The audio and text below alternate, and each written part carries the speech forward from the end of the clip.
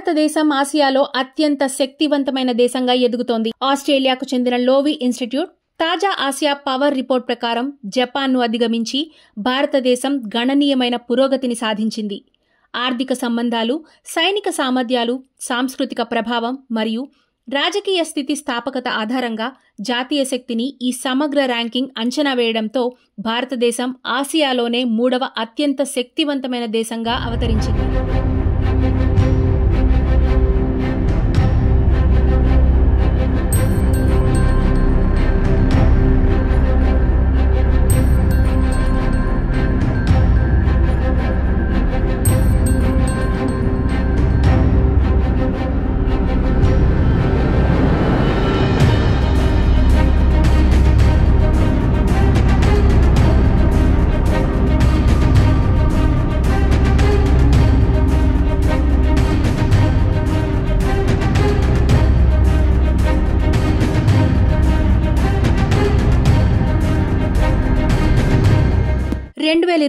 నుంచి 2.7 పాయింట్లు పెరిగి 2024లో 39.1 స్కోర్ను భారతదేశం సాధించింది.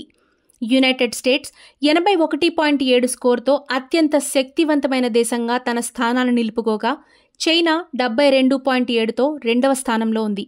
మన దేశం యొక్క పెరుగుదల ఆస్ట్రేలియా, రష్యా, దక్షిణ కొరియా, ఇండోనేషియా మరియు మలేషియా వంటి ఇతర దేశాల కంటే ముందుంది. 2023-24లో 8.2% వృద్ధి రేటుతో భారతదేశం ప్రధాన ఆర్థిక వ్యవస్థలలో అగ్రగామిగా ఉంది. ఇది దాని ఆర్థిక సామర్థ్య స్కోర్ను 4.2 పాయింట్లు గణనీయంగా పెంచింది. దీంతోపాటు దేశ యువ జనాభా భవిష్యత్తు వనరులకు అనుకూలంగా ఉంటుంది. ఇది ఆ వర్గంలో 8.2 పాయింట్ల పెరుగుదలతో ప్రతిబింబిస్తుంది. ఇది దేశంలో పెరుగుతున్న దౌత్య ప్రభావాన్ని కూడా ఈ నివేదిక గుర్తిస్తుంది.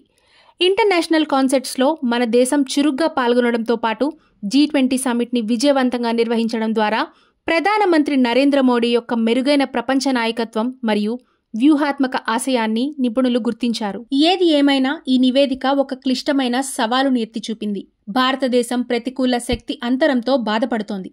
ఇది దేశం యొక్క అందుబాటులో ఉన్న వనరులు మరియు దాని వాస్తవ ప్రపంచ ప్రభావం మధ్య అసమానతను సూచిస్తుంది. ఈ గ్యాప్ గత సంవత్సరంలో -2.8 నుంచి -3.9 పాయింట్లకు పెరిగింది.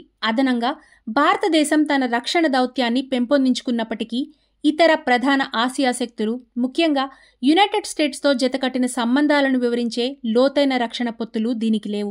ఈ బలమైన రక్షణ భాగస్వామ్యాలు లేకపోవడం వల్ల ఈ ప్రాంతంలో భద్రతా డైనమిక్లను ప్రభావితం చేసే భారతదేశ సామర్థ్యాన్ని పరిమితం చేయవచ్చు.